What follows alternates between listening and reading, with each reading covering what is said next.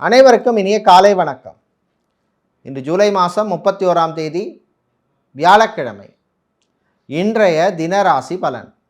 மேஷம், உழைப்பால் உயரும் நாள்.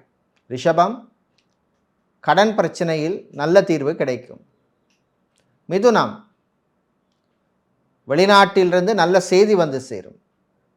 கடகம், உத்தியோகத்தில் உயர்வு உண்டு. சிம்மம், பணிச்சுமை இருக்கும். கன்னி, மாணவர்களுக்கு உயர்வான நாள். துலாம், திடீர் செலவு வந்து போகும். விருச்சிகம், தாயின் ஆரோக்கியத்தில் முன்னேற்றம் உண்டு. தனுசு, கலைஞர்களுக்கு புது வாய்ப்பு கிடைக்கும். மகரம், அரசியல்வாதிகளுக்கு நன்மையான நாள்.